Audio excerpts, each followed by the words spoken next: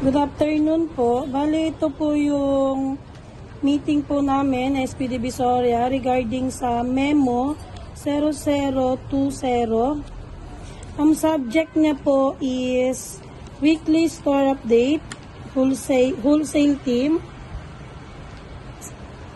To improve our sales or maintain good sales performance, we need to manage the following properly.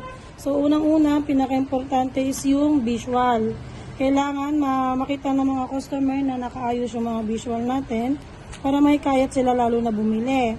Pangalawa, customers visit. Kailangan natin talaga itong pagtuunan ng pansin kasi malaking tulong yung pagko-customers visit natin para madagdagan yung mga prospect nating customers or yung mga customer na pwede nating ma-opera ng item na meron tayo.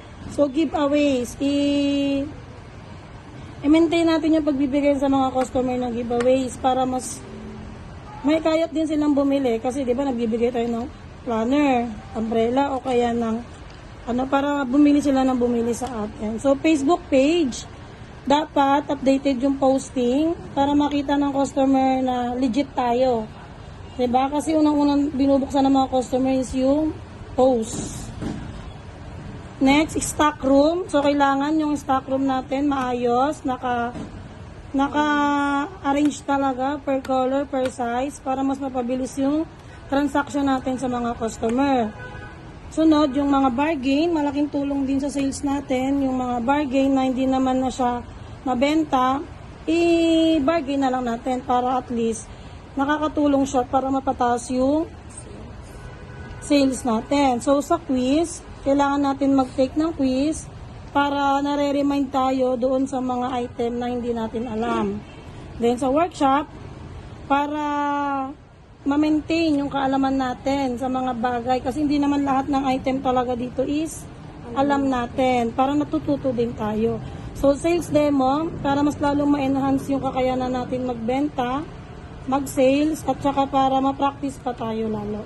So, ang schedule po natin ng submission, ng mga binanggit ko kanina, is Thursday.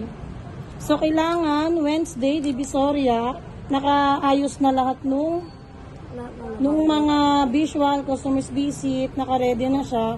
The next day, Thursday, 11 a.m., nagkakaroon tayo ng meeting regarding doon sa mga visual or customers visit. Use the following script to save time and maximize effectiveness of our effort. So, ito yung mga script, nakikita nyo, ito yung mga script na gagamitin natin para dito sa meeting natin. So, para mas mabilis din, pipila pa na natin to. So, dapat, bago mag-Thursday, Wednesday na ayos na natin to, ang deadline po is 5 p.m. So, kapag hindi ito diba, Thursday, kailangan Wednesday morning pa lang, may magre-remind na kahit sino sa inyo pwede magpaalala ha. Wednesday, 9 a.m. hanggang 4 p.m.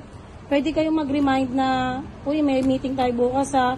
Okay na ba yung mga, stock rooms, customers visit, giveaway, para nare-remind din yung mga gagawa nito ha, para hindi tayo magkaroon ng problema. So, yun lang, kailangan natin mag-tulong-tulong. Thank you so much.